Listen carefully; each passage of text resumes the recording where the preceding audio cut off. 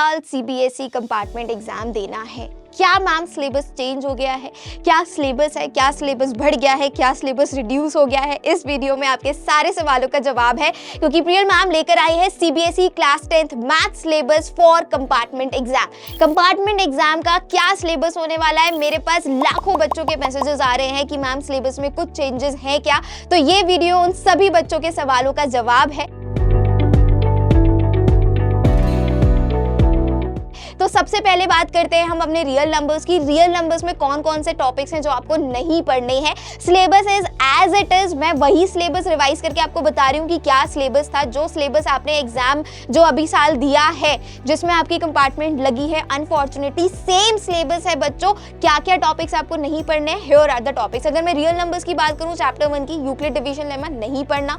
Decimal representation of rational numbers in the terms of terminating, non terminating, recurring decimals आपको नहीं पढ़ना है। Second chapter polynomials की अगर मैं बात करूं तो statement and simple problems on division for the polynomial and real coefficient नहीं पढ़ना है। क्यूबिक पॉलिनोमियल नहीं पढ़ना है। एक्सरसाइज 2.3 2.4 नहीं पढ़नी है। आगे बढ़ते हैं। Pair of linear equation in two variables की अगर मैं बात करूं, क्रॉस मल्टीप्लिकेशन नहीं पढ़ना।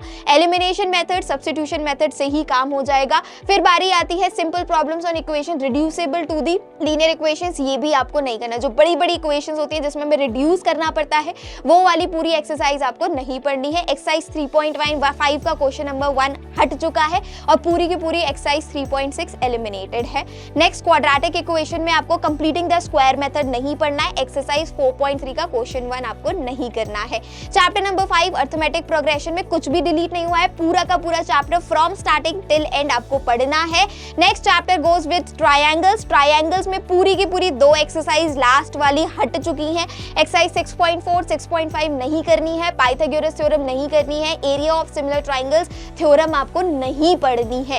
Next is your coordinate geometry, जिसमें एरिया ऑफ ट्रायंगल आपके पास सिर्फ 2 चीजें हैं, that is distance formula and section formula जो आपको पढ़ना है। एरिया ऑफ ट्रायंगल एलिमिनेट हो चुका है। एक्सरसाइज 7.3 हट चुकी है। Next is introduction to trigonometry. Introduction to trigonometry में जो आपके कॉम्प्लीमेंट्री एंगल्स वाले क्वेश्चंस थे, मतलब एक्सरसाइज 8.3, वो पूरी की पूरी सीबीएसई ने हटा चुकी है, जो कि आपको नहीं पढ़नी है। Next is some applications of trigonometry. कुछ भी डिलीट नहीं हुआ है, एक ही तो एक्सरसाइज है बस, तो आपको पूरी स्टार्टिंग टिल एंड आपको कंप्लीट करनी है। Next goes with the construction. ये पूरा का पूरा चैप्टर ही एलिमिनेट हो चुका है, तो इस चैप्टर पर टाइम वेस्ट मत करिएगा। This chapter is deleted. Next is area related to circle. Area related to circle में आपको क्या नहीं पढ़ना है? Plane figure involving triangles, simple quadrilaterals and circles, combination of plane figures. Basically अगर हम बात करें तो एरिया रिलेटेड टू सर्कल्स में आपको कॉम्बिनेशन वाली फिगर्स नहीं पढ़नी है, that is not in your syllabus. Surface area and volume से फ्रस्टम हट चुका है, फ्रस्टम नहीं पढ़ना है। Problems involving the converting one type of metallic solid into another and mixed problems, मतलब होता है ना, क्यूब को हमने मेल्ट करके स्फेयर बना दिया, स्फेयर को मेल्ट करके सिलेंडर बना दिया, तो ये वाले मेल्टिंग क्वेश्चंस आपको नहीं करने हैं, फ्रस्टम नहीं करना है। और एक्सरसाइज 13.3 बिल्कुल भी नहीं करनी है। Next goes with the statistics. Statistics में direct method, assuming method, step deviation eliminate हो चुका है। स्टेप डेविएशन आपको नहीं पढ़ना है। क्यूमुलेटिव फ्रीक्वेंसी ग्राफ आपका हट चुका है, जो ओजाइव आप पढ़ते थे, नहीं करना है। एक्सरसाइज 14.4 स्वाहा नहीं करनी है।